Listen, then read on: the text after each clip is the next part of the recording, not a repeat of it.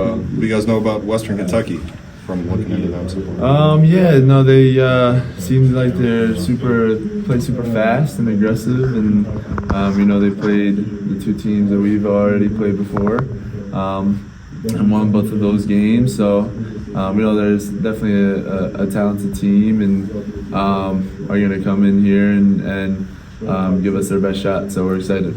Does that give you like a better sense of the opponent when you know that they've played a team that you've also seen coming in? Yeah, I think of course, it helps a little bit, just because you were able to prepare one way for a team, and then to see how the other team prepared for them is always super interesting. And see if they tried to exploit the same type of things or where their strengths are and things like that. But at the end of the day, a lot of times in college basketball, it's about matchups, and so you can't really take too much weight into the other matchups, the other games that have happened, because it really is a lot about matchups. I feel like a lot of teams of your caliber kind of have letdowns against the so-called mid-majors at some point early in the season, and you guys have not at all yet. They've all been blowouts. So what do you know why that is? Can you kind of put your finger on that? I mean, there's probably a couple of different things. A lot of our guys are older. That's been a theme of the team, and then also Coach Pope does a great job of kind of getting us to feel, he preaches that it's the biggest game of our entire career is the next game. And so, it really is the reality. That's the truth, is the biggest game that we're ever going to play in is Tuesday night against Western, and it's just going to keep growing and growing and growing from there throughout the season. So he does a really good job of instilling that into us and making us really feel that. And so, that allows us to come in ready to go every day, regardless of, who we're playing or anything like that. To piggyback off that, obviously you guys 5-0. What's it going to take to go 6-0? I think continuing to be us. I think it's been a theme of Coach Pope is we're just trying to continue to get better every single day, learn how to play with each other even more. We like going out there and playing with some joy and having fun with each other. And, I think that's when we're at our best. So I'm super excited to be able to continue and be able to do that tomorrow night. Andrew, how do you kind of explain scoring 100 or more points 3 times regular season and then a few more times in the preseason? Like, is there something that happens that determines that, or just a few things that have to go right to get in a mood to be on that track even? I'd say we could be there a lot this year just because of, we just get so many more possessions than, an average, like the average pace team in college basketball, just the way we try to play super fast. And, we got to get across half court in the first 3 seconds. And then if the first open look, it's a requirement of us to shoot the ball when it's an open look. And at this level, 30 seconds, you're probably only going to get 1 or 2, maybe 2 good looks. So when you get that and you earn the 1 for your teammate, then we really pride ourselves on being able to take those. And then on top of that, we just have some really talented players on this team as well who are able to make those shots. And so I think it'll be really cool to kind of be able to kind of keep pushing the envelope, and that's something that we talk about, just trying to as a goal of ours. So definitely want to keep continuing to get as many possessions and continue to score at a really high level. How would you grade maybe your performance so far this year, and then maybe the team as a whole?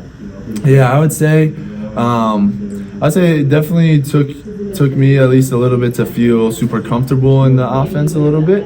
It's kind of like the same thing for me in the summer when I first got here. I kind of felt like the same kind of development for me. I'm a super analytical kind of thinking of the game type of player, and so that's a positive and a negative at times for me.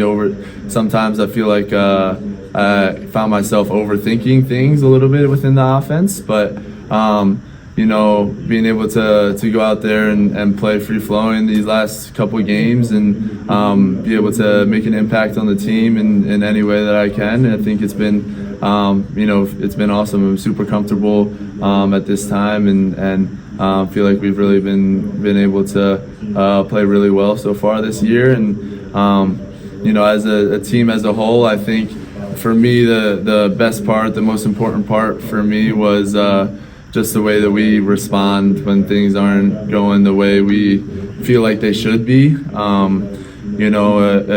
It's really impressive for a team to come together in such a short time and really be able to rely on each other and turn towards each other when things aren't going right. And that's when you have a really special team. And so for me, that's been the coolest thing so far this season is just, you have a stretch where it's not going well, but you look to your teammates to lift them up, and they're looking to do the exact same thing, lift you up, and that's when you have a really good team. So, how do you feel like you've grown as a leader? I know that's something that coming in you really wanted to embrace, but I imagine it's a little more difficult when you've got so many older guys. Yeah, no, definitely. I think for me it's been awesome to try and grow. I think for me it's been more vocally and. I've always been a guy who's done a good job leading by example. I feel like I'm an everyday guy, come in ready to go and take care of business. So to be able to kind of lead some of the younger guys in that way has been natural for me.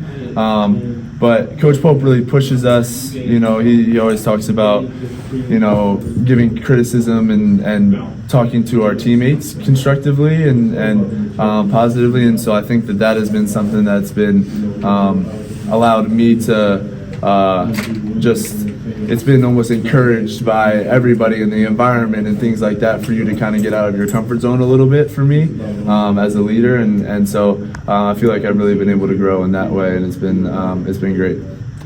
Going back to the thinking analytically, with the 3-point attempts, I know they were kind of far below as a team, the 35 that Pope and Figure had been talking about. Even though they were preaching that all summer, all fall, how mentally different is that to actually do it in games once they start to realize, like, oh yeah, he really wants us to take these shots? Yeah, no, it is definitely different for all of us. We haven't been on a team like this before, and so it's really hard for you to kind of grasp exactly how many threes, 35 threes, how many 35 threes is for us. And so, the best part about it is they're so consistent and they want it every single night regardless. And so, you're going to have teams that are going to try and just take the 3-pointer away from us, and that's going to be their way to try and defend us. And so, even when that happens, that is still, regardless of how they guard us, is a goal of ours. And so it just makes it that much more fun to try and work even that much harder to create a play for your teammate to get a wide open 3 and continue to push to get up those 30-35 threes a game. So yeah, everybody's been using the word fun still as the season goes on, like they did in the preseason. How fun is it to learn more about the game? I imagine playing on a team like this, you're just learning more about basketball. Yes, 100%. So I've been, this is my third team, and so third group of coaches and things like that. And that's been one of my favorite things to do throughout my college career is just kind of, get to sit down and talk about why we do things the way that we do, what the coaches think, and it's been cool because all three had been able to have success at all 3 different places. Not one way is the right way, and coaches can do it a lot of different ways. But to learn what is going on in Coach Pope's mind and why he thinks that this is the best way to do it has been, has been really, really cool. And just the way that he uses and analyzes the analytics and then is able to make decisions off of that and have them help kind of drive what he is trying to preach to us, and he's really able to explain to us exactly why he feels so strongly about what he's doing as a result of all the analytics and things that kind of help explain what he's trying to get across. Do you have an interest in coaching? long term? I do, definitely. I think it would be a really cool opportunity for me. After I love to try and play as long as possible. And then I feel like for me, to be totally honest, it depends on how the career goes, and family-wise, I think that would be the only drawback for me, would be a little bit of family instability and moving around and things like that. So kind of really depends on all of that, but definitely, you know, I certainly have a passion for it, and would love to be able to, you know, impact 18 to 25-year-olds in such a crazy way that coaches really are able to do. So, Andrew, you mentioned some teams, their strategy is going to be to try to take away the three. Yeah. Duke did it. You guys were still able to score down the stretch. Lipscomb to an extent. How encouraging has it been that you guys have found ways to score, and how do you guys kind of attack it, knowing you want to hit that number, but hey, they're really making it hard for us. Yeah, no, definitely. I think, you know, that's always going to be a point of emphasis for us, is to get up those threes, but that's not the way that we necessarily win games. You know, I think there are going to be nights where we go 5 for 25 and don't shoot it great, and you know, we've been able to shoot it really, really well so far to start the season, and so obviously I hope that continues, but I probably won't be like that every single night. So, you know, we're still going to be able to find other ways to win, and some of those are just being able to continue to do exactly what we do, and we'll get open looks. You know, we cut as harder than any other team in the country, and you know, that allows us to shoot a really high percentage at the rim and get to the rim at a super high level. So you want to take that away, then you know, we're able to take advantage of that at the rim. And I think for us, something that I've kind of talked about a little bit this year is just about how much our defense is really the cornerstone of what we do, and when we're at our best is when we're getting stops and getting out in transition. And you know, I think that it's continued to be an identity for us, and when we've had our best stretches is when we're really, you know, playing really good defense. So Kobe told us about Ball of Duty over there. Yeah. Kind of a game within the game. That's right. Is that like extra motivation? Yes, it always is. You know, the coaches, the coaching staff does a great job. They're a great group of characters all put together. So Coach Brooks does the defense and gives us a goal every game, and we try to win the kill battle. You know, the new Call of Duty just came out, so he was trying to embrace that for us, and we win Ball of Duty. That's our goal going in every game. Probably been asked this already, but what can you tell us about Western Kentucky and what you've seen from them so far on film? Yeah, no, I think they're a super aggressive team, and they'll kind of mix up some defenses, and you know, they play pretty fast, and you know, I think they're a super talented team, and you know, played the other two teams that we played against already as well. So it's going to be a good test. They have some good guards, and you know, they crashed the offensive glass well, kind of switch everything defensively a little bit undersized in that way, but they try to kind of create some chaos in the game and try to take advantage of that. So we're super excited for the test. Do you guys have Thanksgiving plans yet? Yeah, I think we're gonna head over to Coach Pope's house, and some of the guys have some family and stuff like that, so I'm sure they'll bring them over, and we'll get to share a great time all together at Coach Pope's house. Build your ideal Thanksgiving plate. My ideal Thanksgiving plate. So you got a lot of turkey with the cranberry sauce. Gotta have some cranberry sauce. Mashed potatoes, stuffing. That's my favorite Thanksgiving food, is stuffing. Some corn, maybe a little bit of casserole, but then probably like 3 or 4 things of bread too. I love the bread. Is there like a no-go thing, like you keep it away from my plate as far as possible? I'm not a big fan of sweet potatoes. That's probably one of my things that I don't go for. Kind of hot take, but I don't really like sweet potatoes. Go no pie since we have a game the next day. Oh no, we could still do some pie. Yeah, we can still do some pie. What's your favorite pie? I'm pretty classy. I like the apple pie. Apple pie is really great.